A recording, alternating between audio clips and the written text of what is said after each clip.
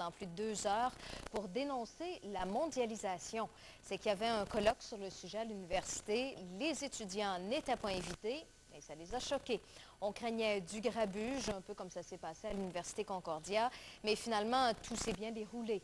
Les étudiants en ont profité aussi pour dénoncer les liens qui unissent les grandes compagnies aux universités, comme Coca-Cola.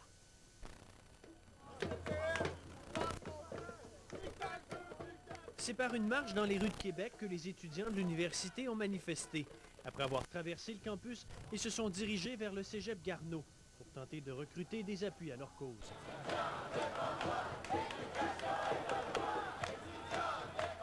C'est vraiment pas notre but de faire de la casse. Notre but, ça porterait ombrage à notre message. Notre message, c'est juste que l'université, les universités ne sont pas assujetties aux lois du marché.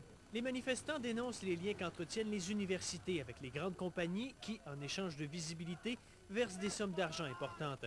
Mais ils en ont surtout contre le fait qu'ils n'ont pas été invités à un colloque qui se tenait ces jours-ci à l'Université Laval sur les impacts de la globalisation pour les universités. Le lien aussi entre globalisation et éducation qui nous tracasse pas mal parce que, je veux dire, nous, on veut une éducation libre qui n'est pas assujettie à des lois du marché qui viendraient en sorte que les professeurs, après leur recherche, vendraient leurs résultats et c'est toute un peu la dynamique du marché qui s'installe dans l'éducation qu'on conteste. Je pense que les étudiants font flèche de tout bois sur ce qui est, aussitôt que le thème mondialisation apparaît. Selon les organisateurs de ce colloque, les participants, tout comme les étudiants, tiennent le même discours. Ils craignent et dénoncent les effets de la mondialisation. Et ce qui ressort du colloque ici, c'est qu'il n'y a pas grand monde, et manifestement pas grand monde, qui est acheteur de cette idée de faire de l'éducation supérieure un bien marchand, au fond.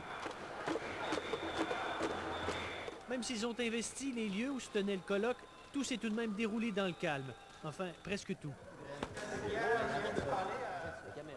Un petit incident qui, comme la manif, ne passera pas à l'histoire. Éric Lévesque, TQS, Québec. Aux participants de ce colloque.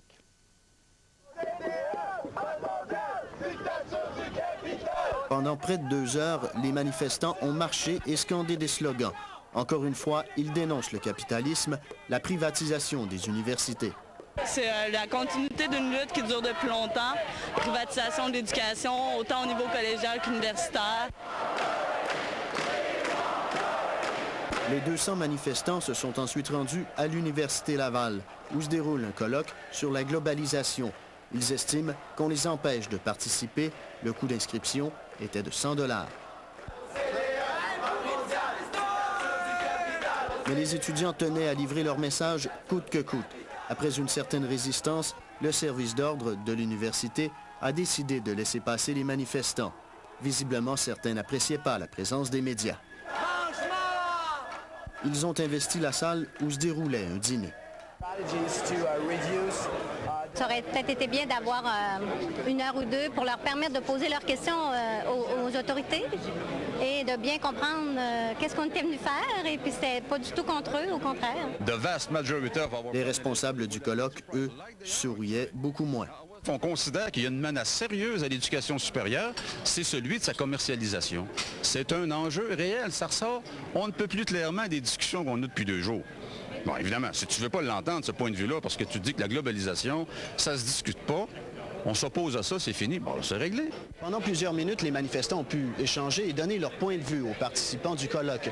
Donc, pour les organisateurs de l'événement, l'objectif a été atteint. Les étudiants étaient exclus, fait que déjà là, que si on est là, pour au moins, on leur dit qu'est-ce qu'on veut faire, c'est quoi nos projets à nous, on ne veut pas seulement entendre les leurs, bien, je pense que c'est un gros pas. On a non seulement partagé les idées, mais aussi le repas. Finalement, les étudiants ont pu assister aux dernières conférences du colloque. Nicolas Vigneault, TVA.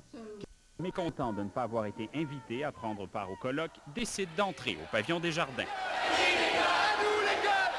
Des discours, le temps d'annoncer une journée de grève générale étudiante le 31 octobre, et là, ça s'est un peu gâté.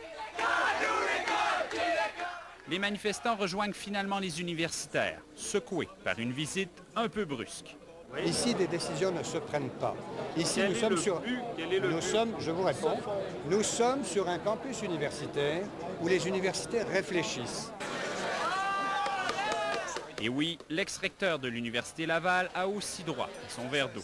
Je pense que si il s'était un peu plus informé sur le thème du colloque, les questions qu'ils se posent, ils auraient vu qu'il y a des réponses qui sont en train d'y être apportées.